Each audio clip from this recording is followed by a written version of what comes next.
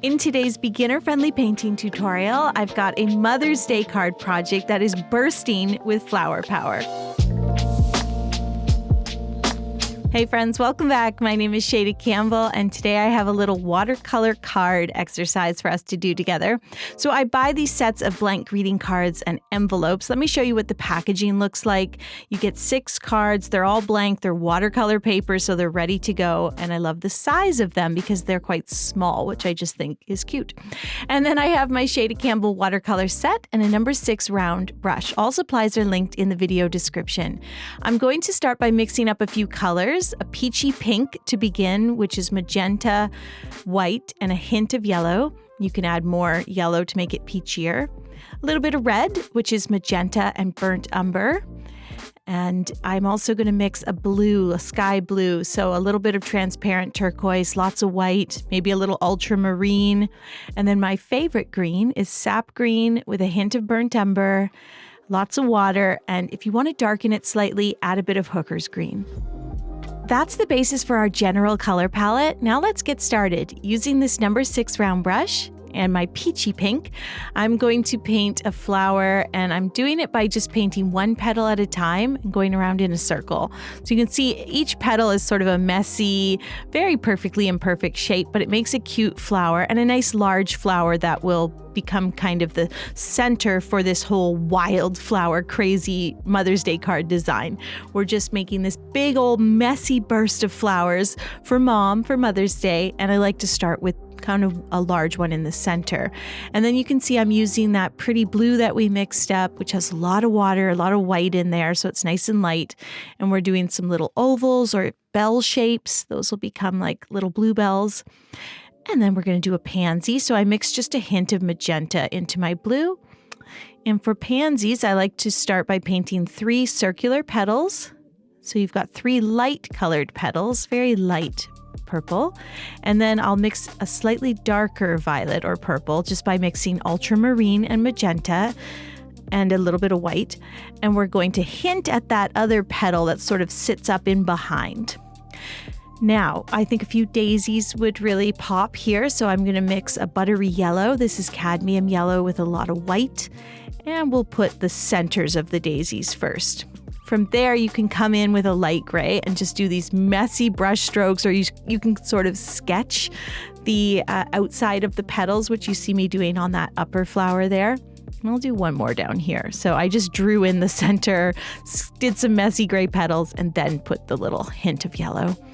I mixed a slightly darker pink, and I'm repeating that first flower. I mean, the idea behind this card is just that you're going to fill in basically the entirety of the 4x6 space with so many flowers and berries and leaves and messy brush strokes. Like now I've got some purple and I'm just sort of doing dots and then kind of like lifting the dots a little bit. That'll create a fun, I don't know, some kind of flower.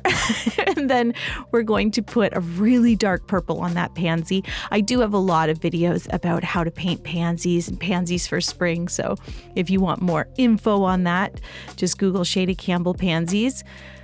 But yeah, the idea is just that we paint so many colorful flowers and leaves, and then we kind of make this crazy burst of florals, and it's going to be this really lovely design when we're all done. But you don't have to worry too much about any one flower or leaf looking too perfect.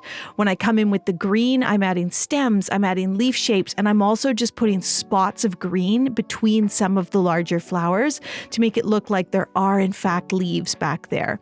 And you can do small leaves and large and little branches and curly cues going off here. Again, we're just filling in space with messy brush marks, and I promise it's all going to look good when we're done. Friends, I created a digital version of this card so that you can either email it or print it and send it to your mom. Grab that over on Patreon. It's part of the weekly bonus content that I give, and it's all available to you for just $3 a month. I might do a little bit of shading on some of the flowers, like a darker peach and actually a little bit of dark blue on those bluebells. But then we're going to let everything dry completely, and we're going to add more detail with our colored pencils. So give it 20 minutes to dry. Grab your colored pencils or your brush pens, or Alternatively, more paint. You could use a wet on dry technique. And we are going to have a little fun doing some shading, maybe some outlines. You can see on the bluebells, I did like some cute little bell shapes. On the pansy, I'm doing a bit of shading. But for the most part, I'm scribbling. So I'm doing like scribbly dots, or I'm putting little seeds on these strawberries. We can outline the daisy petals to really make them pop, but everything is supposed to look very playful, kind of scribbly, kind of loose. This is also a great time to add more contrast to your cards. Whether you're working in pencil or more watercolor, you can layer. Watercolors do dry a lot lighter than you'd think, so adding some darker pinks, darker greens, whether it's paint or pencil, is going to make this crazy card really pop. And the more scribbles, the better, I think. I just kept going in with these scribbly flowers that are basically made up of little dots and lines. Put lots of green lines in there, added some darker green in behind the flowers to hint at, the depth of the bouquet. And then finally, I wrote Mom down here in the corner in pencil, went over it with my fine liner. And then because I never know when I'm done, I added a few more red flowers.